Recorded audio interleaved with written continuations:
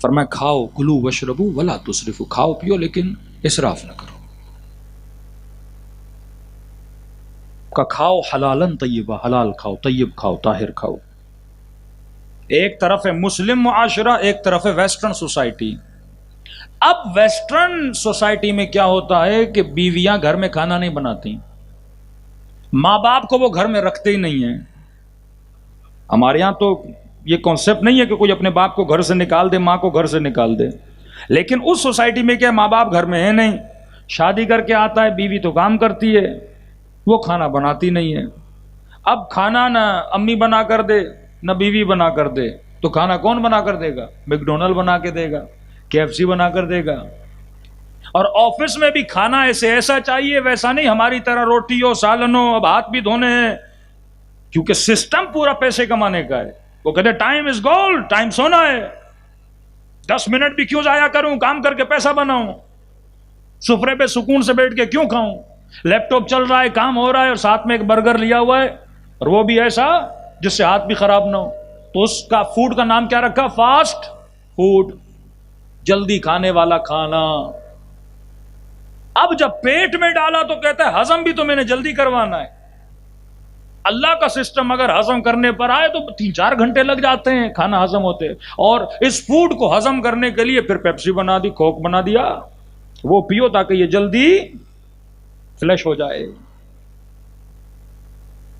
بھائی تو مسلمان ہے، تیری اپنی سوسائٹی ہے، تیرا اپنا کلچر ہے، تیرے گھر میں بیوی بھی ہے، تیری اماں بھی ہے، تو فاسٹ فوڈ کیوں منگواتا ہے؟ ہوس، عقل کا نہ ہونا کہ جو میں کھا رہا ہوں واقعا کیوں کھا رہا ہوں۔ انگریز کتا رکھے تو سمجھ آتی ہے بات، یہاں سے جو لوگ ویسٹرن ورلڈ گئے ان کو پتا ہوگا، جو نہیں گئے ان کو بتا رہا ہوں۔ کتے رکھنا، بلیاں رکھنا انگریز کی مجبوری ہے، واقعا مجبوری ہے۔ آدمی اکیلا نہیں رہ سکتا، پاگل ہو جائے گا۔ بیٹے چھوڑ کے چلے گئے، نواسے چھوڑ کے چلے گئے، شوہر مر گیا، اب بندہ اکیلا ہے، تو وہ اپنی تنہائی کس کے ساتھ شیئر کرتے ہیں؟ کتے کے ساتھ۔ معرفت نہیں ہے نا کہ مصلی پہ بیٹھ کے اللہ کے ساتھ شیئر کرو، راز و نیاز کرو، اب ساری محبت اس کتے کے ساتھ۔ دوسرا یہ بیٹا ہوگا تھوڑا جر و بحث کرے گا، بیٹی ہوگی تھوڑا بحث کرے گی، ہاں بولے گی نہ، کتا کچھ نہیں بولتا، اس کو بیٹھ تو بیٹھ جاتا ہے، اٹھ تو اٹھتا ہے، وہ اطاعت بھی کرتا ہے، محبت بھی کرتا ہے۔ اب مجھے سمجھ نہیں آتی، تیرے گھر میں تیرے بچے بھی ہیں، دادا بھی ہے، دادی بھی ہے، سب ہیں، تو کتے کیوں پال رہا ہے بھائی؟ ان کو تو پیار کی کمی ہے نا، وہ تبھی کتا رکھتے ہیں۔ مینٹلی ڈس آرڈر ہے، اس کو پتا ہی نہیں میں کیوں کر رہا ہوں، یہ صرف نقل کرنے کا ماہر ہے، عقل اس میں ہے ہی نہیں۔ ہاں، نقال نہ بن، نقل کرنے والا بندر ہوتا ہے۔ اہل بیت کا چاہنے والا اس کے ہر ایکشن میں۔ تو یہ ہوس جو فوڈ کی ہوس پیدا ہو گئی ہے کہ بندے کو پتا نہیں میں صحیح سالم غذا گھر میں کھا سکتا ہوں، نسلوں کو ٹرینڈ کرے کہ انہوں نے کھانا کیا ہے، پینا کیا ہے۔ بعض مومنین کے گھر میں جاتے ہیں، بیٹا 13-14 سال کا، لیکن 3 من 4 من اس کا وزن ہے، بندے خدا، اسی سے سمجھ جاتے ہیں یہ برگر کھا کھا کے بڑا ہوا ہے۔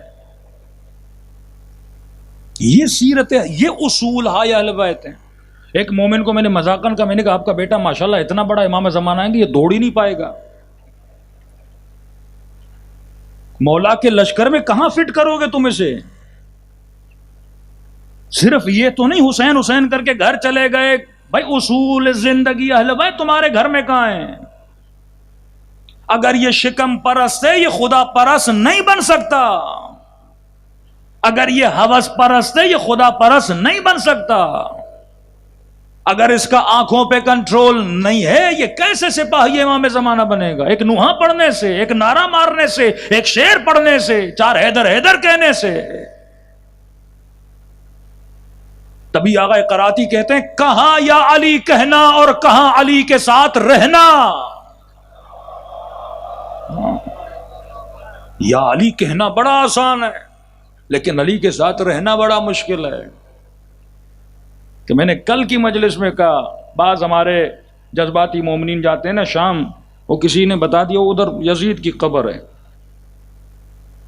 غصے میں دوڑے دوڑے گیا، 4 لاتیں بھی ماری اور منہ سے جو گالیاں آئیں وہ بھی بولی، لعاب دہن بھی اس قبر پہ پھینکا۔ میں نے کہا بڑا آسان ہے قبر میں سوئے ہوئے یزید کو لاتیں مارنا۔ میں نے کہا ابھی نکلے نا 400 سپاہیوں کے ساتھ باہر، پھر میں تیرا دوڑنا دیکھوں۔ وقت کے یزید کو للکارنا خمینی نے سکھایا۔ وہ جذبہ دیا ماؤں کو کہ ٹینکوں کے سامنے 6 مہینے کے بچوں کو سینے سے لگا کے کھڑی ہو گئیں۔ ایک ایک ماں نے 5 بچے قربان کیے۔ یہ شجاعت کا درس حسین ابن علی کا ہے۔ اللہم صلی اللہ علیہ وسلم۔